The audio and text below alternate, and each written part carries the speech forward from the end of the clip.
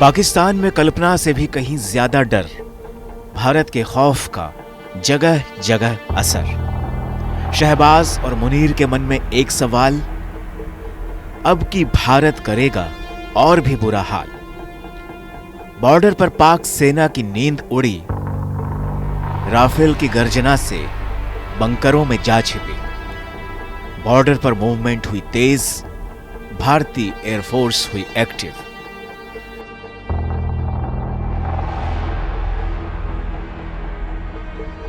LOC से सटे गांवों में सन्नाटा छाया, हमले के डर से पाकिस्तान घबराया। पहलगाम हमले के बाद भारत में बदले की लहर चल रही है तो पाकिस्तान में खौफ की लहर। पाकिस्तान के प्रधानमंत्री शहबाज शरीफ हों या आर्मी चीफ असीम मुनीर या फिर वहां की आवाम, सबके मन में एक ही सवाल, क्या कुछ बड़ा होने वाला है?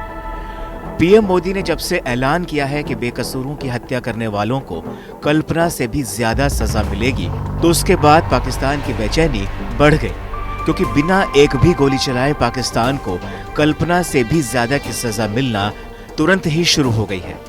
जिस डर से पाकिस्तान जी रहा है उसकी कल्पना उसने कभी नहीं की होगी।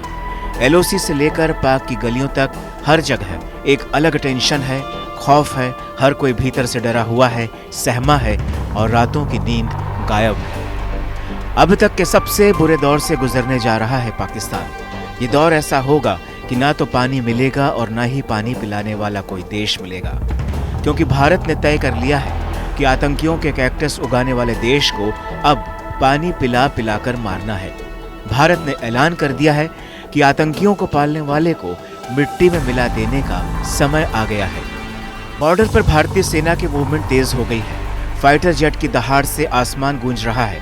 एलओसी की फॉरवर्ड पोस्ट पर हैवी आर्टिलरी, सर्विलेंस और रडार सिस्टम तैनात कर दिए गए हैं। एलओसी से सटे इलाकों में आतंकी रूट पर सर्विलेंस मजबूत किया गया है, तो क्रॉस बॉर्डर स्ट्राइक के लिए भी स्पेशल फोर्स की टीम ऑर्डर का वेट कर रही है।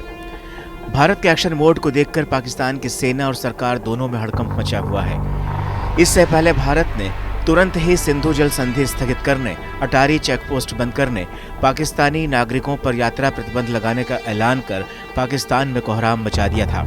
अब पाकिस्तान को डर सता रहा है कि भारत कभी भी उस पर स्ट्राइक कर सकता है।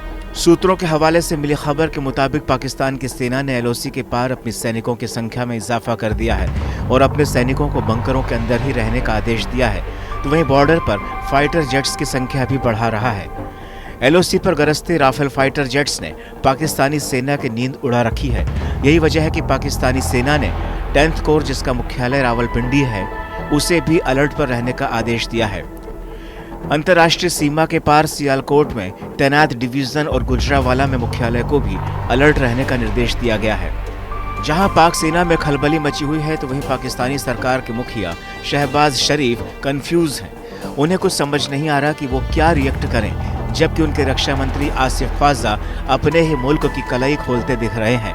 तो वहीं पाकिस्तानी सेना के जनरल असीम मुनीर की हालत सबसे खराब है, क्योंकि सूत्रों के मुताबिक खुद पाकिस्तानी सेना में उनको नापसंद करने वाले बहुत अधिकारी हैं और अब भारत के पहलगाम हमले के बाद पाकिस्तान पर भारत के हमले का खतरा मंडरा रहा है।